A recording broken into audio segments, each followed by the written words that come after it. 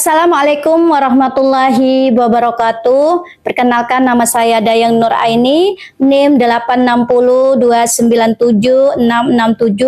Saya berasal dari UPBCJ Kute Medan. Saat ini saya sedang melakukan praktikum IPA tentang uji karbohidrat dan uji lemak. Baiklah, yang pertama kita akan melakukan praktikum IPA tentang uji karbohidrat. Tujuannya adalah untuk mengidentifikasi bahan makanan yang mengandung karbohidrat. Bahan dan alat yang saya gunakan untuk praktikum ini adalah yang pertama nasi, pisang, buah apel, putih telur, tepung terigu, gula pasir, biskuit, kentang, margarin, tahu, dan betadin. Selanjutnya, kita akan melakukan percobaan untuk menguji bahan makanan yang mengandung karbohidrat. Yang pertama, kita akan meneteskan larutan betadin ke dalam nasi putih.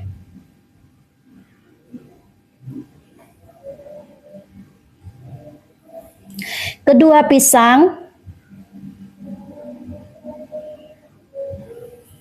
Ketiga, buah apel. Selanjutnya, putih telur, tepung terigu,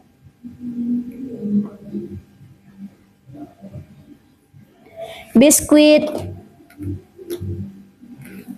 gula pasir, tahu, margarin, dan kentang.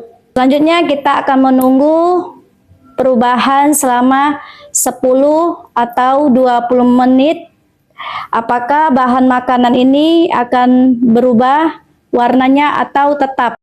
Baiklah, setelah kita menunggu 10-20 menit, selanjutnya kita akan melihat apakah bahan makanan ini akan berubah warna atau tetap warnanya. Setelah dikasih betadin, warnanya berubah menjadi biru kehitaman. Pisang, setelah diberi betadin, pisang akan berubah warna menjadi ungu kebiruan. Apel tidak berubah warna. Putih telur tidak berubah warna juga. Tepung terigu berubah warna menjadi biru kehitaman. Biskuit juga berubah warna menjadi biru kehitaman. Gula pasir tidak mengalami perubahan. Kentang mengalami perubahan warna, yaitu biru tua. Margarin tidak menunjukkan perubahan warna. Tahu tidak menunjukkan perubahan warna. Baiklah, yang kedua kita akan melakukan praktikum IPA tentang uji lemak. Tujuan dilakukan praktikum ini adalah untuk mengidentifikasi bahan-bahan makanan yang mengandung lemak. Bahan dan alat yang kita gunakan pada praktikum IPA kali ini adalah yang pertama adalah minyak, santan, kacang tanah, susu, kemiri, margarin yang sudah dicairkan, jagung kering, air, wortel, singkong, pepaya, seledri, kertas coklat, 2 suntikan, dan senter.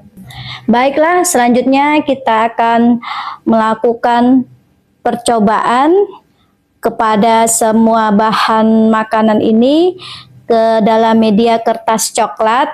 Yang pertama, untuk menguji bahan makanan yang mengandung lemak atau tidak, kita menggunakan air dan minyak. Pertama kita akan mengambil air. Kita teteskan air di atas kertas coklat. Kemudian kita ambil minyak. Kita teteskan di atas kertas coklat.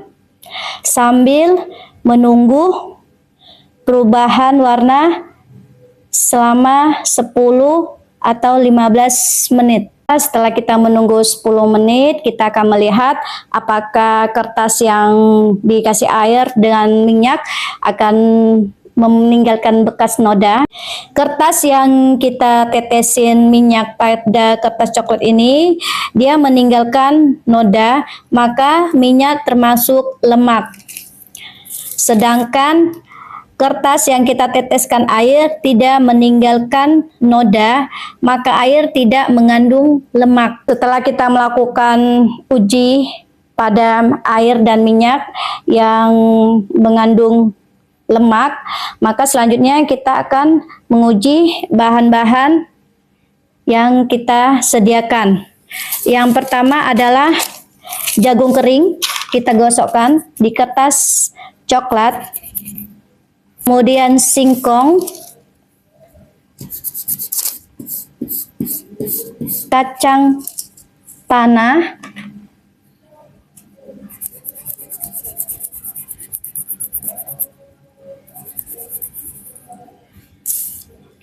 kita ambil susu,